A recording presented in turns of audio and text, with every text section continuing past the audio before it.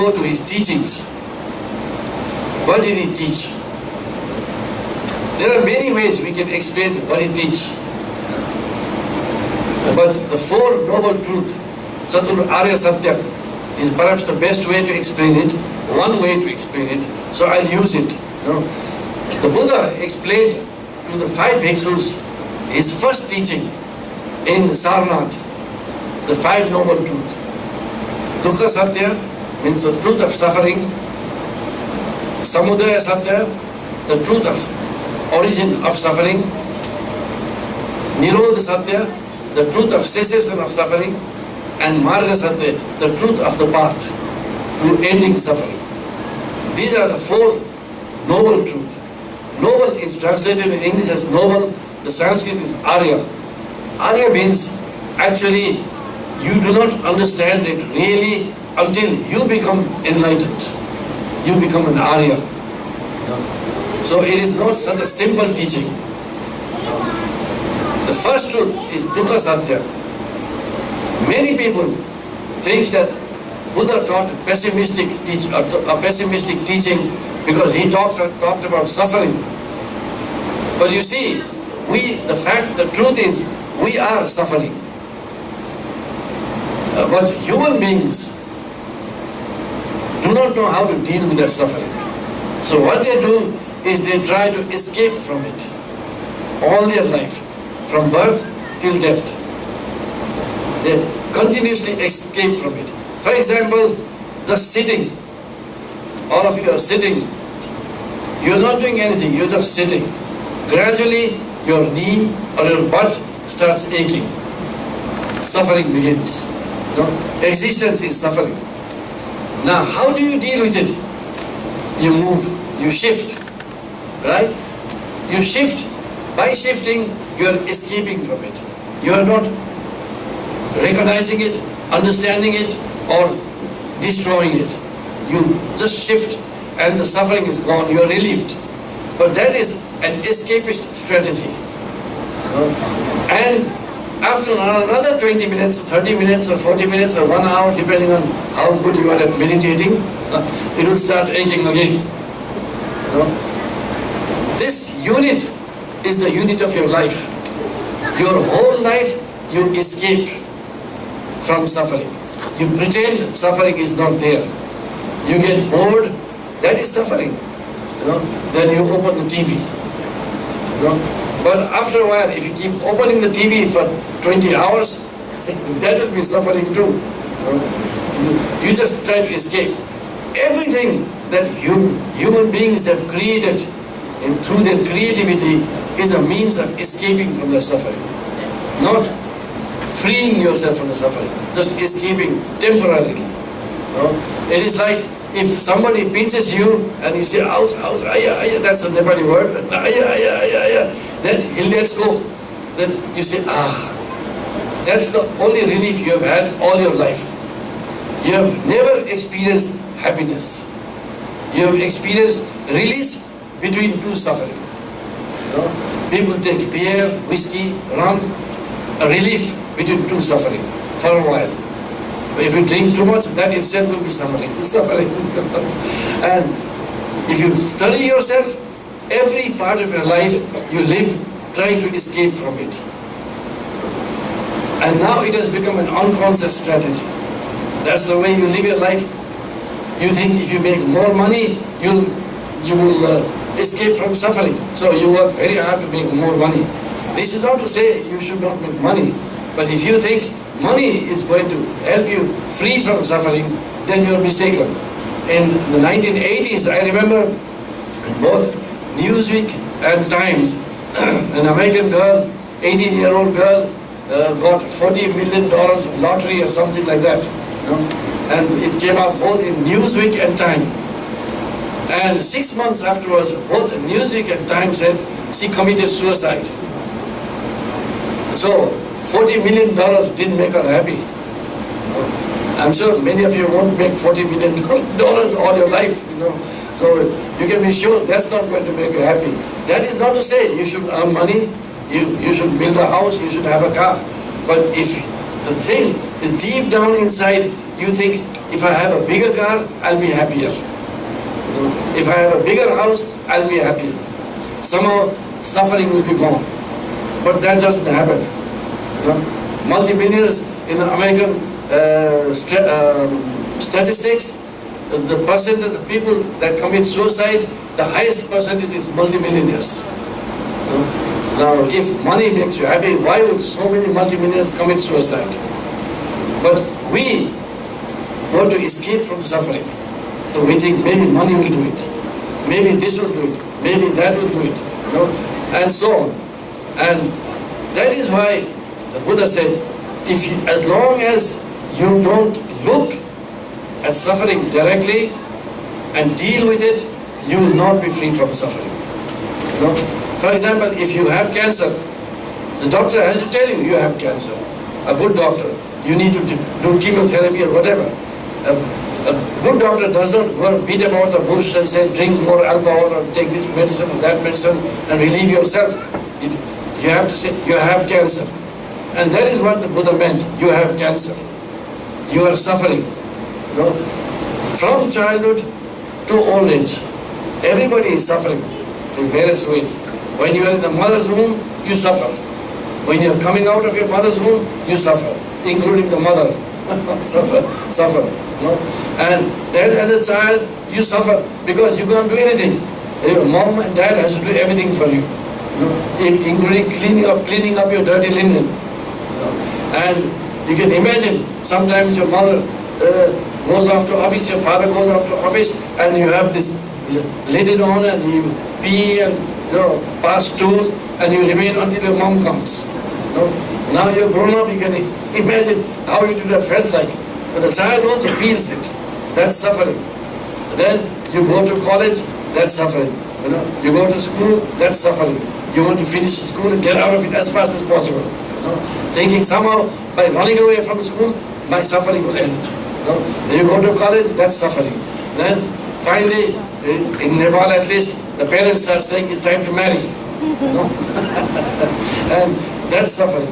You don't want to marry, you haven't got the right girl or boy or whatever, that's suffering. And then you get married, then you have to start earning, building a house, getting a car, this and that. It just keeps on going, right till death. And that's why if you ask most old people, how was life? Very few will say it was wonderful. Most of them say, well, some bitter, some good. And that's why the Buddha said, dukkha satya. And we do not know what suffering is. We suffer, but we do not know what suffering is.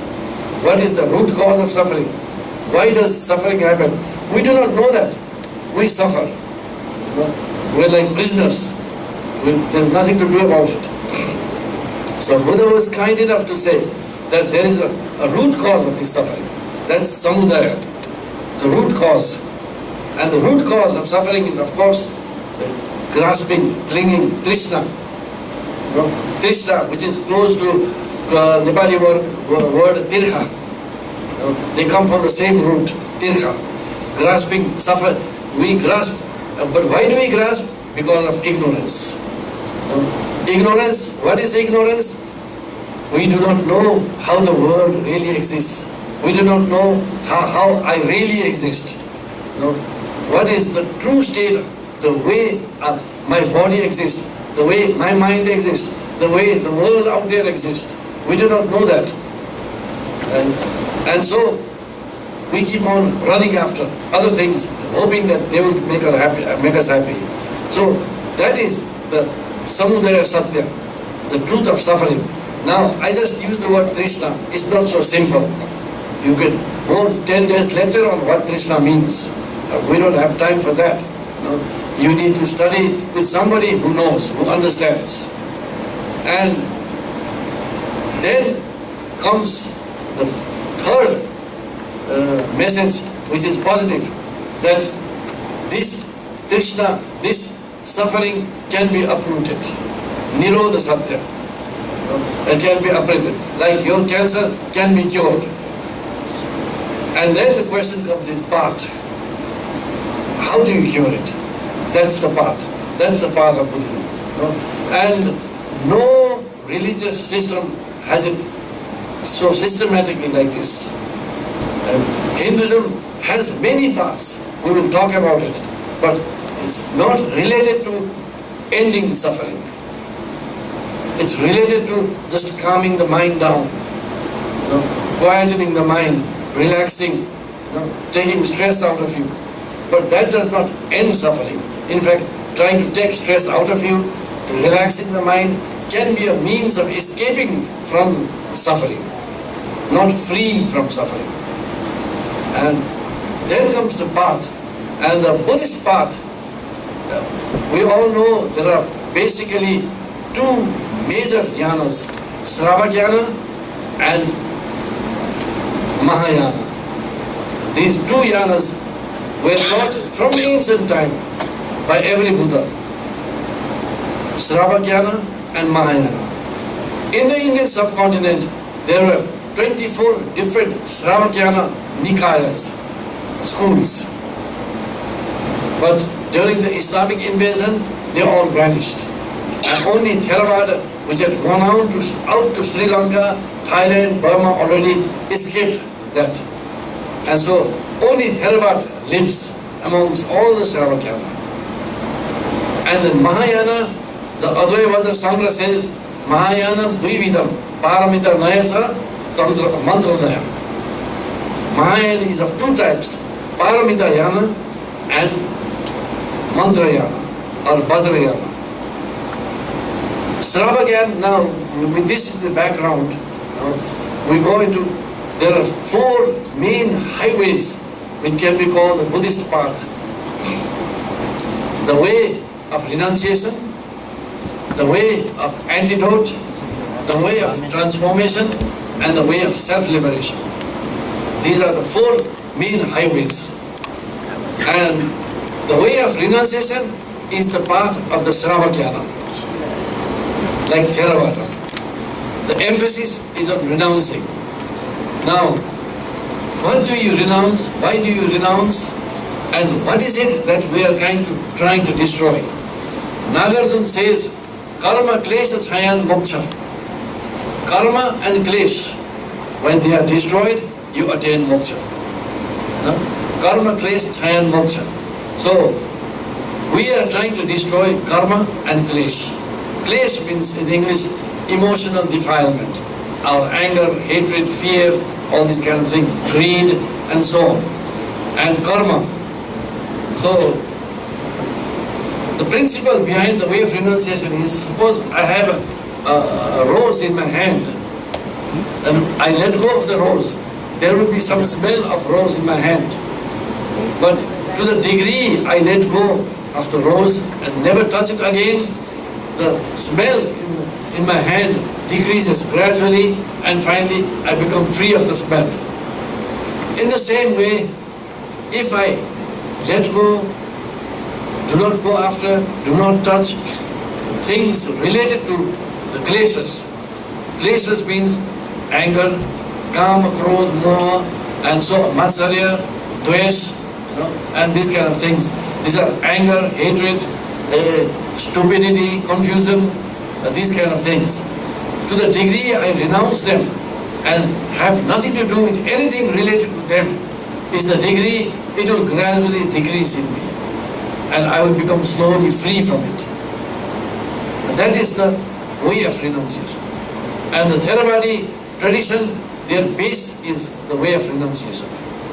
They have other things also. I'm not saying that or they have only renunciation, but their base is renunciation. Then we have the way of antidote. The antidote is applying the opposite medicine. The opposite medicine of anger, hatred is loving kindness, maitri, or compassion, karuna. Maitri karuna.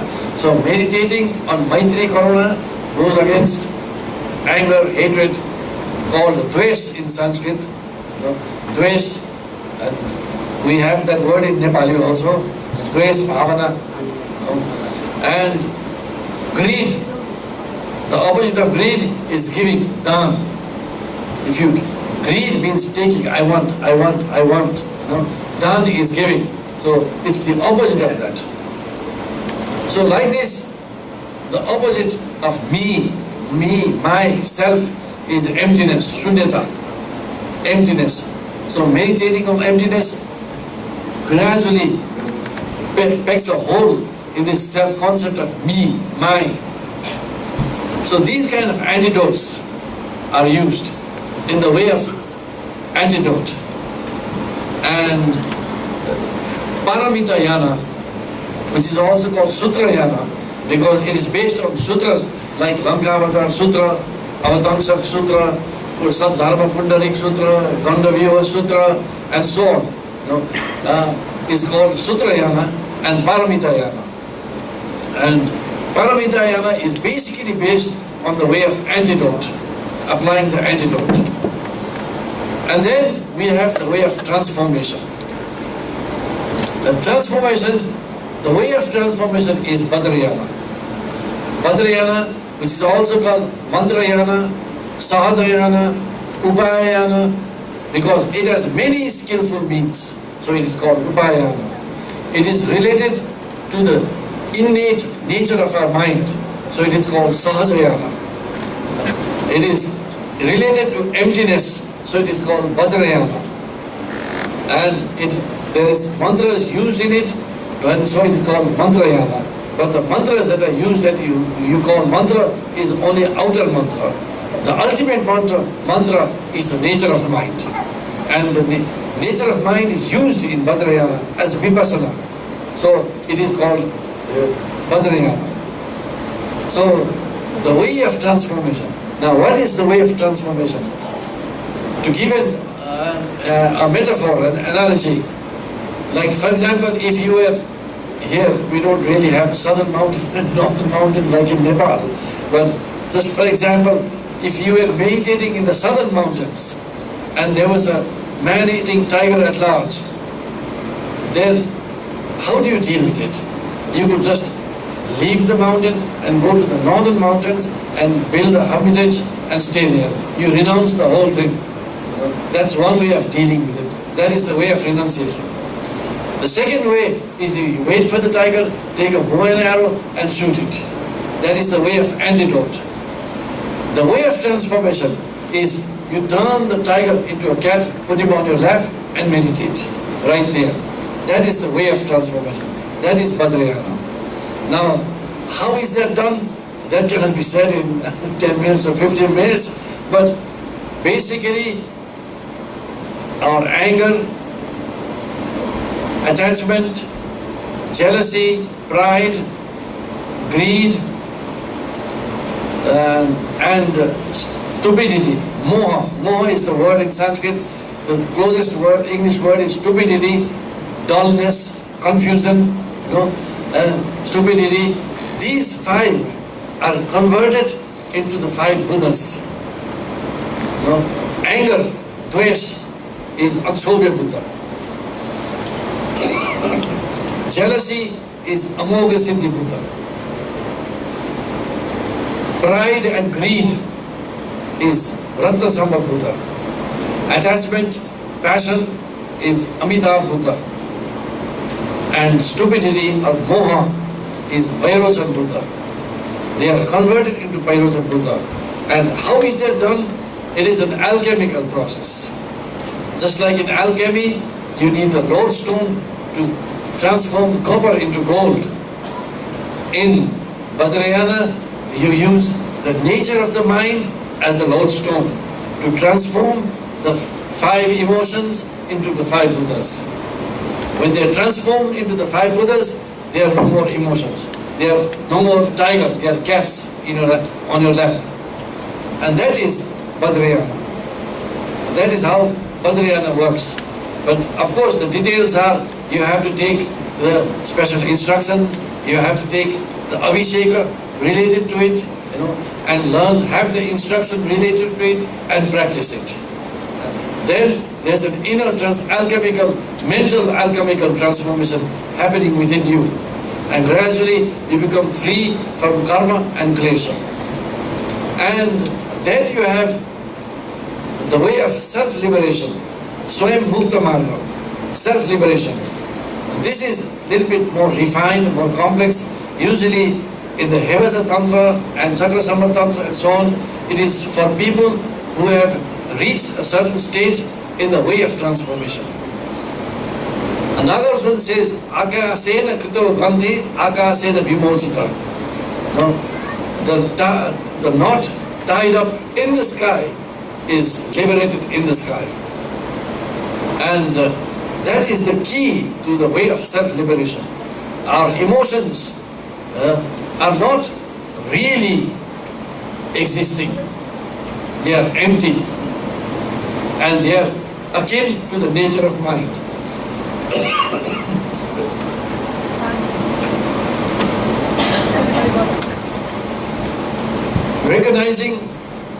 Having recognized the nature of mind through an authentic lineage teacher, and having received an empowerment, called empowerment in English, Abhishek in Sanskrit, Dekha in Newari, you receive the instructions of how to use it, and you transform the 5 emotions into the 5 wisdom. But in the way of self-liberation, you recognize the nature of anger, fear, all these things. But you can do that only if you have recognized the nature of mind. And you can do that only if you have received the transmission from an authentic teacher. And when you recognize the nature of anger, then anger is liberated right there in the sky. Akasena Krito Kanti, Akasena Vimochita. The knot tied up in the sky is liberated in the sky. So we cannot go deeper into that because you haven't received the prerequisite to receive those instructions. Because like you don't talk about quantum physics to a kindergarten student. The kindergarten student has to study, come up to master's level, then they talk about quantum physics. In the same way, this is just like in a kind of a Nepali Acharya tasting pickle only. So that's the way of self-liberation. And so these are the 4 highways in Buddhism. And they are all related to the 8-fold path, Ashtangika Marga. And before we end today, we talk about the Ashtangika Marga, related to Ashtangika Marga, all meditations in Buddhist Abhidharma is divided into 2 categories, Samatha and Vipassana. That's the entire meditation of any system anywhere in the world. Samatha, Sama, in Nepal, people who know Nepali, Sama means equal, same. The closest English word etymologically is same. Sama, same. And Stha is from Stha. Stha means to remain, to stay. So the etymologically, Stha is stay. The mind staying the same. That is Samatha. So if you take anything, watching the breath, taking deep breath, watching the breath here, watching the breath here, or taking the Buddha statue in front of you and meditating on it, or it doesn't matter, Buddha, it can be Krishna statue, any statue. You keep it there, keep the mind there, and absorb yourself deep, slowly, and then you have many degrees of levels of experience, but they are all samatha. And you can go into samadhi by using these techniques. There are many levels of samatha itself. In the Buddhist system of samatha, there are 9 levels of mind. No chitta avastha. 9 levels of mind before you enter into samadhi. And that samadhi is called the first dhyana, the first samadhi, the first dhyana. Then you can go even deeper into second dhyana. You can go even deeper into third dhyana. And you can go even deeper into fourth dhyana. Then you can go into what is called the formless realm, formless dhyana. So most Hindu meditators, genuine meditators. I'm not talking about yogis and teachers who are false. There are genuine Hindu teachers also who actually meditate and practice, and they reach the formless real. To Buddhism, that is not enlightenment. You do not free yourself from it. You just reach an infinite expanse of formless mind, and you remain in that for 2 hours, 3 hours, 6 hours, 10 hours, 12 hours, and you have energy. You may have psychic powers, and when people come next to you, they feel the energy. But in Buddhism, that is not enlightenment. Why? Because all the kleshas we talked about, the kam, krodh, lobh, moh, the anger, hatred, fear, and so on, all these are latent. You have done nothing to destroy them. They have just become latent. Like when in deep sleep, every night, all of us go to deep sleep, all the emotions become latent. So you have been practicing deep sleep your whole life, but you don't become free. When you come out, you are back to where you are. There is a story of a Brahman who became a great Buddhist teacher later on, called Sarapada. And in Tibet is called Sarapa. In Sanskrit is Sarapada. Sarapada. He told his wife to make gajar ko halwa. Then he went into samadhi and remained in samadhi for 12 hours. When he came out of samadhi, the first thing he said is, "Where's my gajar ko halwa?"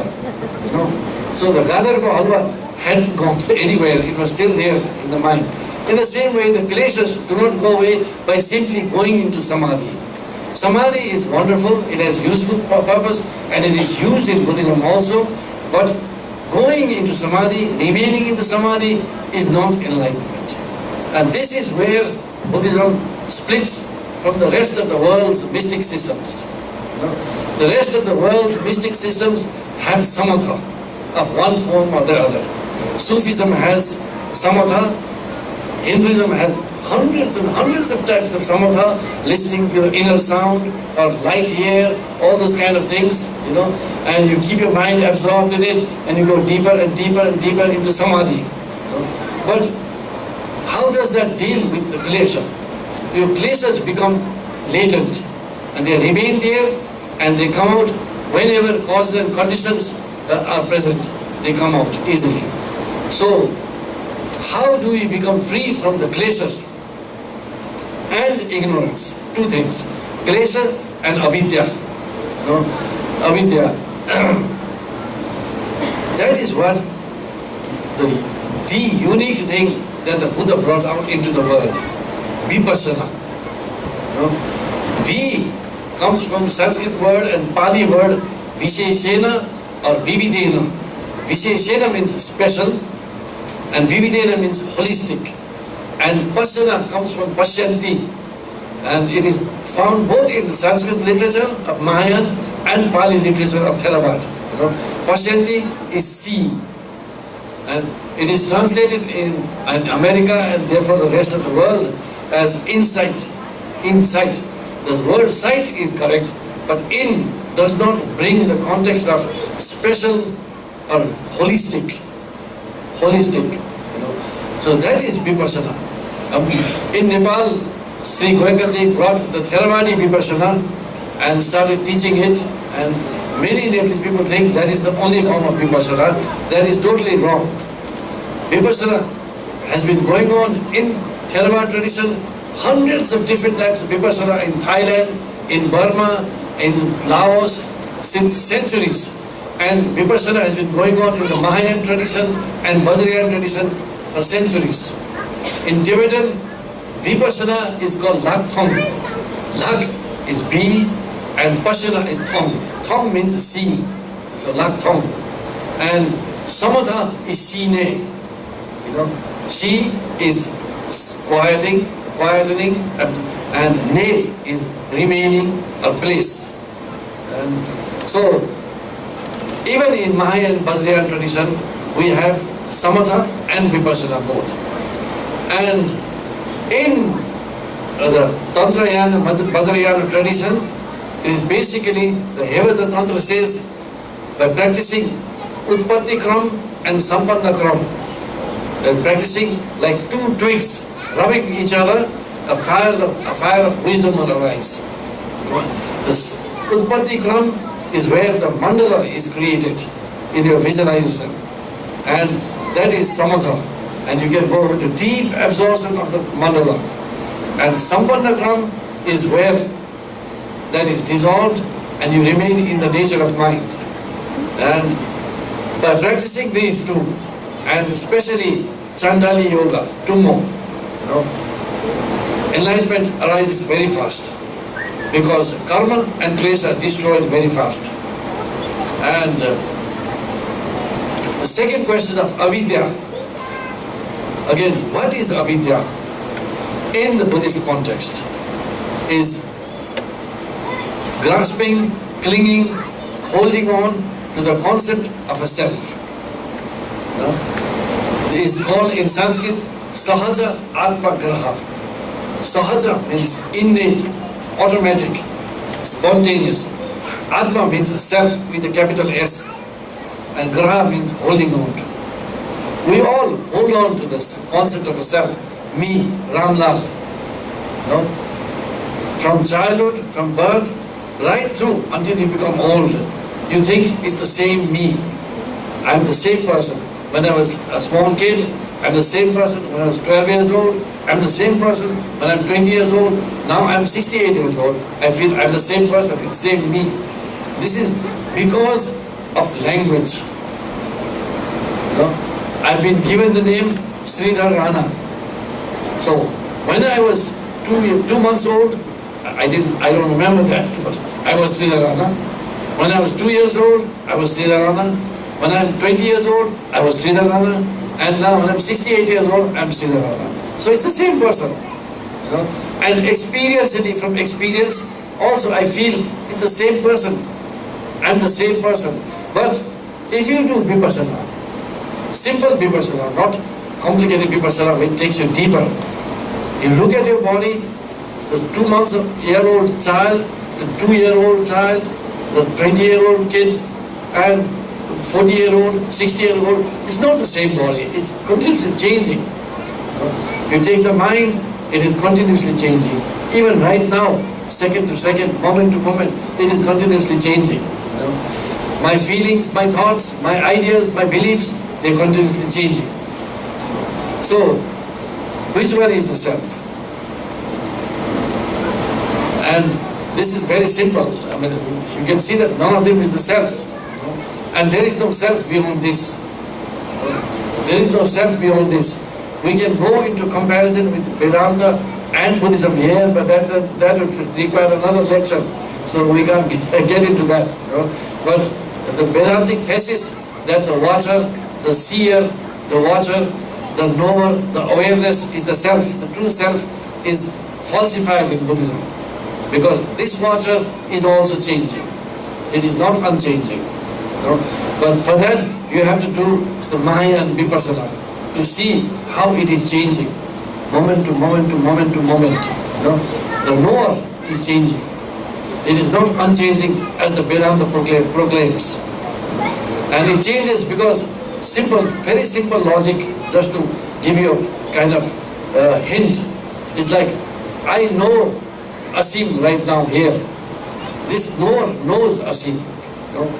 If this knower of Asim was unchanging and eternal, I would be eternally knowing Asim. That doesn't happen. Next second I know something else. And so the knower of Asim is not the knower of something else. Because this knower is defined by the Asim. And if this knower was eternal, it will never change. If it never changes, then seeing Asim would be eternal. So this is very simple point. We will go deeper into it. There is no time here for doing all that kind of thing. But this is why in the Buddhist tradition, the Buddha declared that there is no self, anatma. In Pali, anatta, in Sanskrit, anatma. There is no atma. There is only the mind that is continuously changing. The body that is continuously changing, feelings that is continuously changing, and conditionings that are continuously changing, and so on. So that is the 5 skandhas, and all this is changing.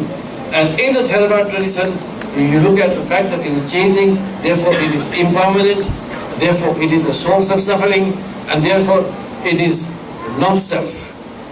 Not self. In the Mahayan, we add one more.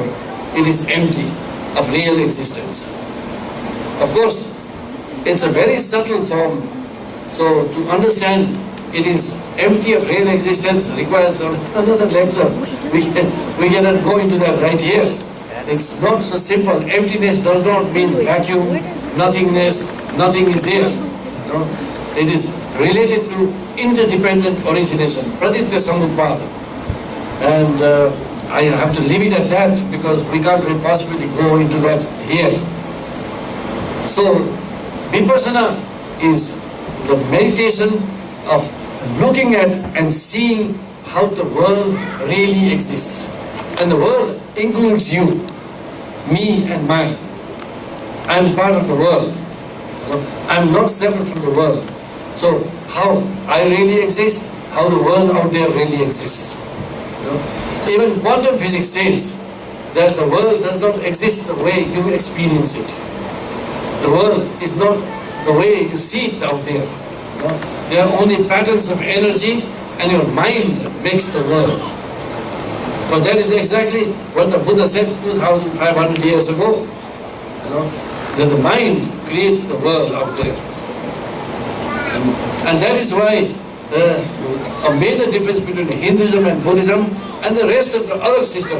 There is a big paradigm shift in Buddhism compared to all other religious systems. There is no God who created the world. Karma, place, and the mind are all interrelated, and that creates your world, the world you experience. The world you experience. So I think that's about it. Now, if there are any questions and answers, I think.